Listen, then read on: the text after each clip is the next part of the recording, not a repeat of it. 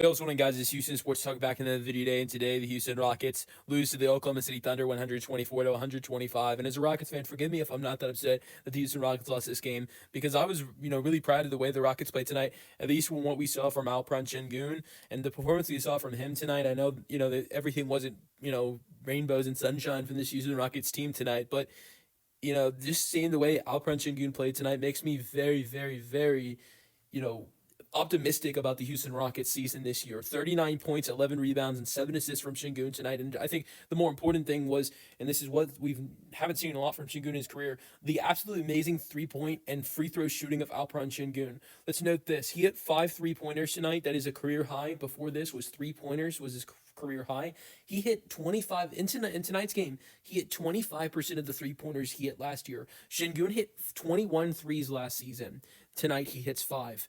I think Alperen Sengun, just my prediction, is going to hit this season the amount of threes he has hit in this season. I believe Sengun can hit the amount of threes he has hit in his first 4 seasons. In his first 4 seasons, Sengun's only hit 101 3-pointers. Good start with 5 tonight, shooting 5 for 8. He was a 25% 3-point shooter last year. Just confident. This looks like a lot of confidence from the 3-point ball for Sengun. And I think more importantly, he's such good free throw shooting. This is a guy who's never shot over 71% at the line in his career. 10 for 11 at the free throw line. Also, if you look at his 3 preseason games, Sengun was 12 for 12 at the free throw line in the preseason. So in his 3 preseason games and his 1 regular season game tonight, Alperen Sengun is 22 from 23 at the free throw line. That is very, very, very. If you see that from Alperen Sengun, it's very optimistic if you look at the way he has played, not just in the preseason, but in this game tonight with 39 points, 11 rebounds, 7 assists, 2 steals, 1 block. Unfortunately, I would have loved to see, Rockets win tonight. I think that's what we all would have loved to see. But the Rockets were playing a great team, and it's unfortunate they blew a 12-point lead. But I think I'm very optimistic of what I saw from seeing Kevin Durant 23 points, even though he only took 16 shot attempts. The Rockets have to learn. They've got to figure something out. A lot of the guys that I think what I know tonight, everybody has to learn that they're playing next to the Kevin Durant, right? Because I feel like there was not enough time tonight as the Rockets were going down the stretch in this game that you have Kevin Durant next to you, like. There were a couple times like Reed Shepard and Men Thompson, even Alperen Sengun, even as good as the night Alperen Sengun was having, like, get the ball to Kevin Durant. Because in the moment down the stretch when you're in the position where the Rockets were in, you want that basketball to go to Kevin Durant. In overtime, in double overtime, like the Rockets were in tonight, and the ball did not go enough to Kevin Durant in the final overtimes. Durant played all of first overtime, played most of second overtime before fouling out, only had 2 shot attempts. That is poor, and the Rockets have to figure out, and the Rockets have to work with their young guys about getting the ball to Kevin Durant more, or maybe setting up plays to get the ball to Kevin Durant more. Because just in my opinion, in a game that goes to double overtime, where Durant plays 47 minutes, 16 shot attempts is not enough. So, like Sengun took 24 tonight. 17 field goal attempts for Amen Thompson. And let's get to Amen Thompson next. I thought Amen Thompson was really good tonight when he was going to the rim, but his 3-point shooting is awful. And I think tonight we saw with the Thunder, letting Amen Thompson shoot the basketball is something they did a lot, and that's something they should be doing, right? But Amen Thompson is baiting into that too much. He needs to just drive to the rim. And the one jump shot we were able to see Amen Thompson make in this game tonight, he puts his foot on the line. That's something Amen Thompson has to work on, and I think that you had Reggie Miller calling this game. He said it. When you're a confident 3-point shooter, you know where that line is. And I think we see this too much with Amen Thompson. Whenever he is able to make a long jump shot, we see it from too many times where Amen Thompson has that foot on that line or that toe on the line, and he's got to work on that. That's maybe the difference of this game is if Amen Thompson can keep that foot away from the line.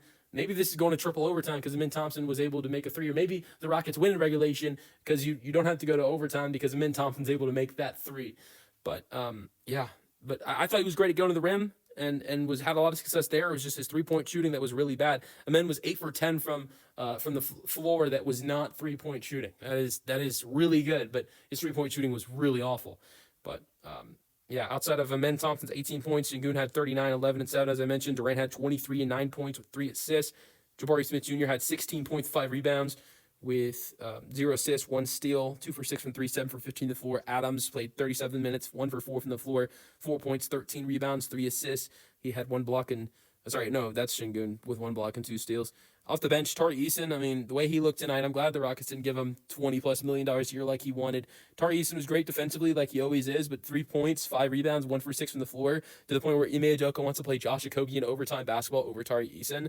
Speaking of Josh Okogie, something Josh Okogie did in the preseason a lot was getting to the free throw line, and that's something he continues to do. 5 for 6 at the free throw line, 8 points, 1 for 3 from 3. All of his field goal attempts were from 3. Reed Shepherd, 3 for 11 from the floor. He did make some nice shots, 2 for 7 from the floor, but just was not efficient. 9 points, 4 assists, 2 rebounds, 1 steal, 1 block for Reed. Clint Capella only played 8 minutes in this game tonight, 4 points. No rebounds for Clint, surprisingly, at 8 minutes. And that was it for the bench players for the Rockets. DNP for Jeff Green. Obviously, Dorian Finney-Smith and Jason Tater injured.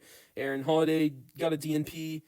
And so, but, Thunder played a great game. Thunder, they took advantage of, I think, a lot of the zone defense that the Houston Rockets were giving them when the double teams to Shai Gilgeous-Alexander would come. Shai had 35, 5, and 5.